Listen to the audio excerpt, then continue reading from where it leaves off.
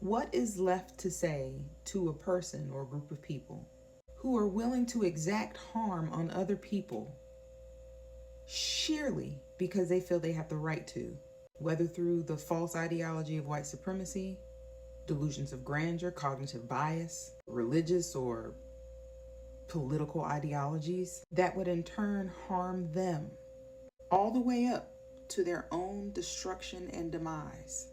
Willing to do so sheerly because you are not like them, because you are not them.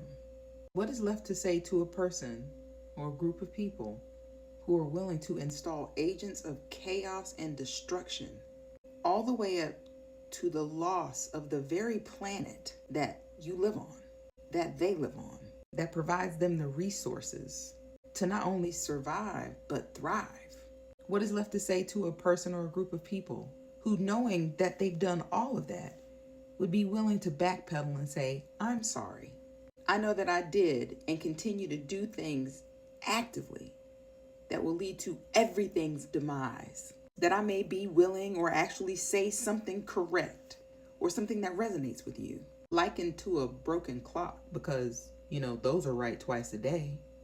Will you be that easily swayed to forego everything that you've seen, deny and diminish your lived experiences, the truth of those experiences, the history, the data, the information that sits in front of you, in front of your very eyes, to forgive just for the sake of forgiving? What is left to say when someone or a group of people show you who they are, and they meant every word of it, yet you're unwilling to do the same, even if not at least to stop at the point of destruction?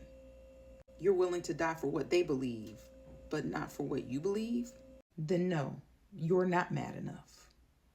You will never be mad enough. You will never be willing, unless some things change, to practice free will, to live the life you deserve to live, not because you're greater than anyone else, not because of cognitive dissonance or your political or religious ideologies, but because you will fight for what you believe just as hard as the people who are willing to stop you from experiencing that. You have to want it more than they don't want you to have it. That's why you're struggling. That's why you're uncomfortable. That's why you're apathetic.